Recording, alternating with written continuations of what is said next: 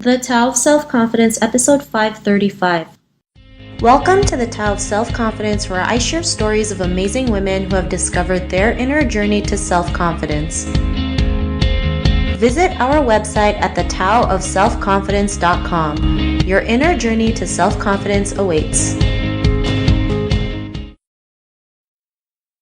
Well, hello friend. Welcome to the Tao of Self-Confidence, where I share stories of amazing women who have discovered their inner journey to self-confidence. I'm your host today, Sheena Yap Chan, and today I have an amazing lady on the show today. She's a Chinese-born American who got exported out of the country, and she'll probably elaborate more about that. And I'm really excited to have her on and share her story with us today on self-confidence. So without further ado, I'm going to introduce you to Bunny Yan. Bunny, how are you today? Maybe you can fill in a little bit more about yourself to our listeners.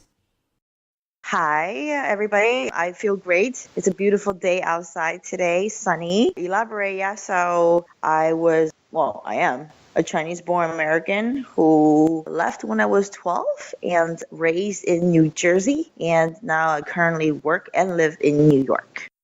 Awesome. Well, thanks for sharing that. And Bunny, what would be your favorite self-confidence quote?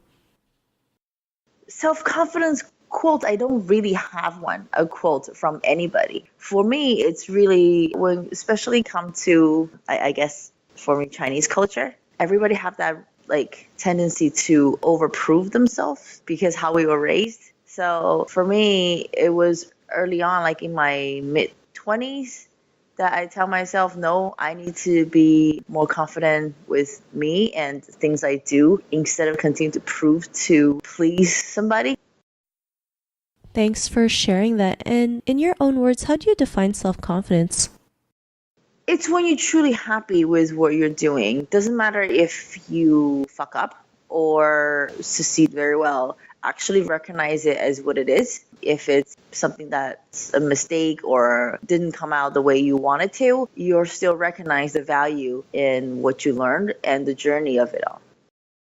Thanks for sharing that. And I love how you mentioned that, because I think no matter what happens, we can always learn something from it, good or bad. And I always believe something good can always come out of every situation that we encounter. So thanks for sharing that definition. And Bunny, what was your life like before your discovery of self-confidence? It really isn't like a cutoff point, right? So it's more transition.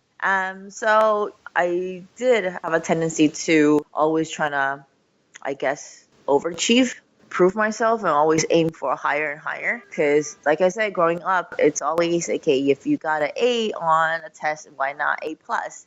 So little by little, to the point that I'm not feeling fulfilled anymore, even when I am getting awards, good grades, getting praise. And I think little by little, I realized that I am not seeing the value in me.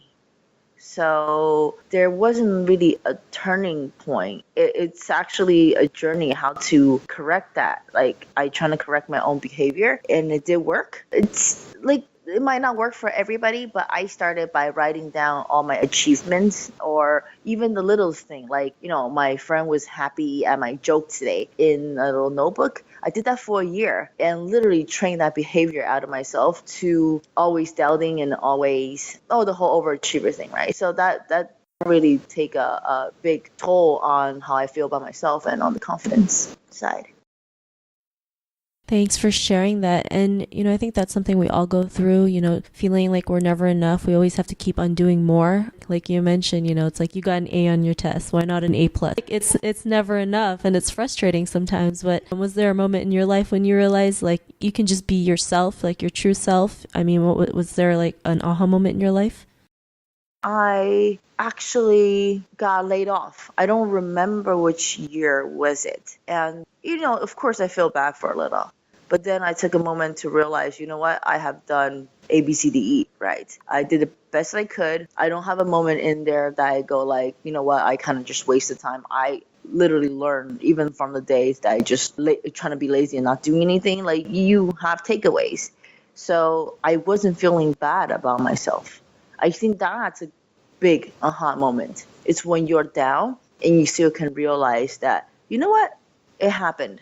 Dust it off, get up, I mean, not saying like, oh, of course, like it will happen regardless, but recognize what it is and take the learning and keep forward kind of deal. So yeah, that was my aha moment when I was actually down and wasn't being mad about myself and saying what else I can do or regrets.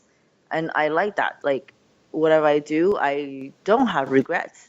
You can always do things different, but it is all the things that you did that makes you who you are and get you to where you are now. There's absolutely no point of regretting them.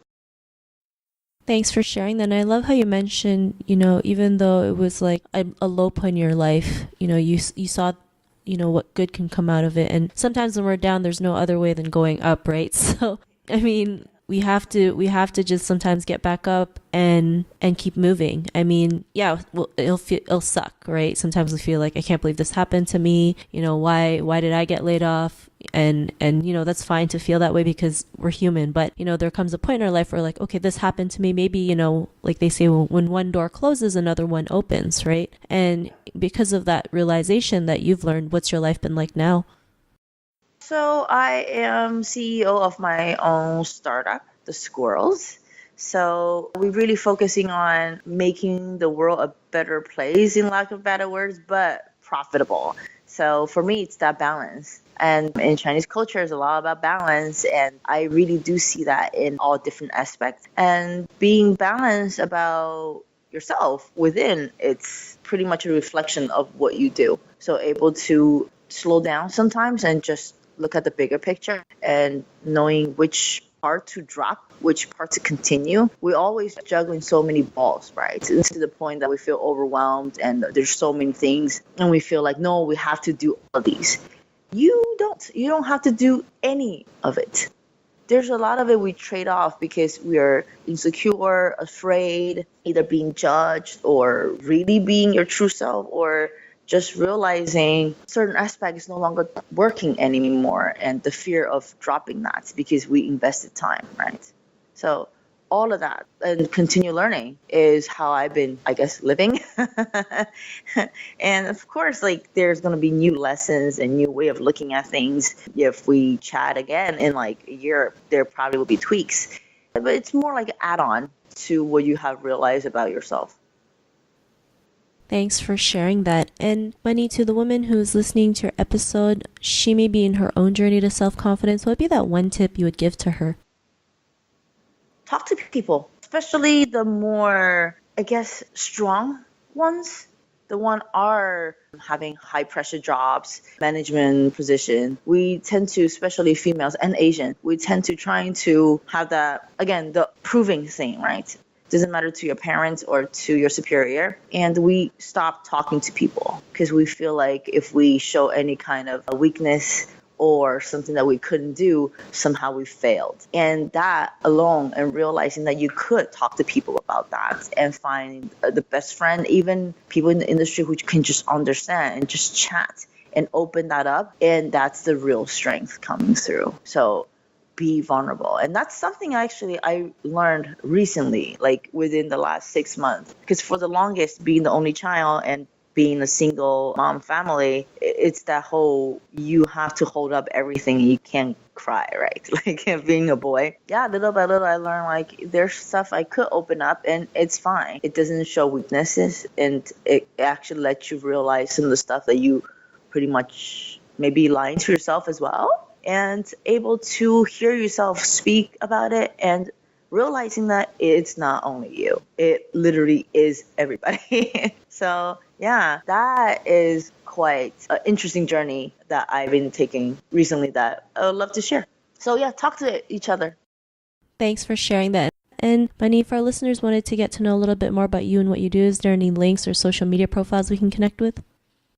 Yes, so you can search me, Bunny Yan. Yan is Yan. Bunny is like, bunny rabbit. On Google, you'll get to see my company website, The Squirrelz. It's a lot of rodents, but email me there, it's fine. The Squirrelz with a Z at the end, but had to have the in front of it. I'm on Facebook, I'm on Instagram. Yeah, pretty much these days you can reach me anywhere. I'm pretty sure you have a link on your podcast on the bottom too, right? So yeah, if anybody want to chat and tell me about what happened to you and how you overcome, I'm just curious overall. Awesome. Well, thanks for sharing that. And to our listeners, if you want to connect with Bunny, you can also head on over to the taoofselfconfidence.com and search for Bunny's name. Her show notes will pop up along with everything else that we talked about. And I really just want to thank Bunny today for taking the time to share her story and tips with us on self-confidence. So thank you so much, Bunny. No problem. And by the way, if any of you are foodies and want to go for hot pots or anything spicy, call me because I love to eat. Awesome. And to our listeners, be on the lookout for another new episode of another amazing woman's journey to self-confidence, and we'll talk to you soon. Bye for now. Bye. Thank you for tuning in to another amazing episode of the Tao of Self-Confidence. Want to learn how you can use podcasting to market your business? Download your free report by visiting our website at thetaoofselfconfidence.com. Your inner journey to self-confidence awaits.